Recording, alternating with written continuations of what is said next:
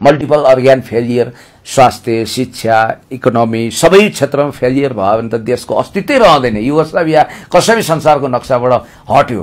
Serbia, Montenegro, Macedonia, Bosnia हर्जगोभिना आदि इत्यादि टुक्रामा गएन। त्यत्रो असंलग्न परराष्ट्र नीति तय गर्ने देश, मार्शल बजेट टिटोले नेतृत्व गरेको। यहाँ नेपालमा के हो भने अब स्थिर सरकार चाहियो, दिगो सरकार चाहियो। नेपालको अबको फाइनान्शियल असन्तुष्टिहरू छ, पब्लिकमा युथमा एउटा असन्तुष्टि छ। जस्तो विदेश जाने सबैलाई एउटै ढिकीमा राखेर कुट्ने, एउटै हाँडीमा राखेर भुट्ने काम नगरौँ। विदेश दुई कारणले गएका छन्। यहाँभन्दा राम्रो अपर्च्युनिटी आयो भने धनीका छोराहरू पनि सबभन्दा पहिला भिजा अप्लाई गरेर युरोप वा अमेरिका गइहाल्छन्, अस्ट्रेलिया गइहाल्छन्। अर्को चाहिँ बाध्यताले गएका छन्।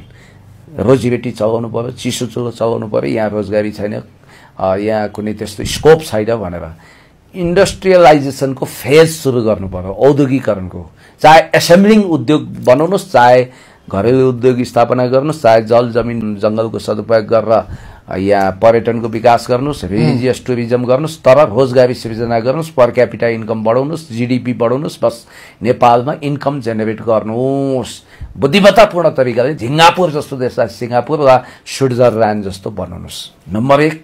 अनि तपाईँले युवाको भावना सम्बोधन गर्न सक्नुहुन्छ। विदेश गएका युवाहरू पनि यहाँ 4 लाख 5 लाख रुपियाँ कमाउन सकिन्छ भने फर्किन्छन्। नि आफ्नो पत्नीको अँगालोमा रमाउने, आफ्नो बुवा आमासँग कफी खाने, चिया खाने, आरामले यति स्वर्ग जस्तो देशमा बाँकी समय गुजार्न कसलाई मन हुँदैन? नम्बर 1 तपाईँले अपर्च्युनिटी दिनु पर्यो। त्यसको लागि तपाईँले काफी हदसम्म मेहनत गर्नु पर्यो। अब दोस्रो कुरो भनेको चाहिँ के हो भने नेपालको एजुकेसन सिस्टमलाई सुधार गर्नुपर्छ। हामीले प्राविधिक शिक्षामा जोड गर्नुपर्छ। हामी थ्योरिटिकल बढी भयौँ। अब म डबल मास्टर छु, पिएचडी लेभल छ।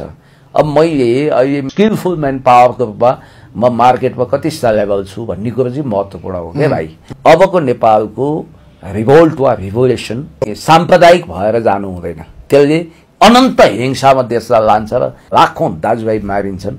मिडिया सखापै हुन्छ, किनभने जहिले पनि तानाशाहको आक्रमणको निशाना राडारमा मिडिया हुन्छ। किनभने पिपलको भोइस त त्यहाँ, भर्डिक त त्यहाँबाट भेन्टिलेट हुन्छ। नेतृत्व भनेको हाउडेहरू हुन सक्दैनन्, फटाहरू हुन सक्दैनन्, लोकप्रियतामा रमाउने डिस्क्वालिफाइड मान्छेहरू हुँदैनन्। मेरिट पनि भएको, इच्छाशक्ति पनि भएको, लेभल पनि भएको व्यक्ति हुनसक्छ। त्यसको नेतृत्वमा इमर्जिङ पर्सनको नेतृत्वमा भयो भने अब लोकतन्त्र सिद्धिँदैन, तर यसको मोडालिटी चेन्ज हुन्छ। वेस्ट मिनिस्टर चाहिएको यो मन्त्रीमण्डल प्रदेशमा पनि प्रत्यक्ष निर्वाचित चाहियो। अब यहाँ पनि चाहियो। बङ्गलादेश मोडलमा नेपाल जान सक्छ। नेपालमा माओवादीलाई टाउकै काटेर सक्ने कुरोमा त राज्य गएन नि त, सम्झौता गरे नि त। त्यसकारण हाम्रो चरित्र र उताको चरित्र फरक छ। हाम्रो राजा ज्ञानेन्द्र नारायण नीति छोडे पनि निर्मल निवासमा राज गरी बक्सियो। त्यहाँ राम राज्यबाट रामै आए पनि डिएनए टेस्ट गर्न पठाउँछन् कि यो रावण त होइन भनेर। त्यति अविश्वास छ जनतामा। त्यो भएको हुनाले इन्द्रै गए चन्द्रै आउँछ, चन्द्रै गए भन्द्रे आउँछ। खासै चेन्ज किन हुँदैन भने सत्तामा जाने लुट्ने खाने। यो भएपछि के हुन्छ भने शासन सत्तामा प्रब्लम छ। पहिलो कुरो त तपाईँ जतिको प्रबुद्ध पत्रकार महोदयलाई हल्का भ्रम पर्न गएछ। राष्ट्रिय स्वतन्त्र पार्टीमा छैन के भन्दै हिँडेका रहेछन् भने यहाँ यस्तो जादु चमत्कार हुँदैछ, यस्तो जादुको छडी घुम्दैछ कि साउन 25 गते भित्र मनितो पार्टीको, राष्ट्रिय स्वतन्त्र पार्टीको महामन्त्रीको रूपमा पुनर्स्थापित हुन्छ।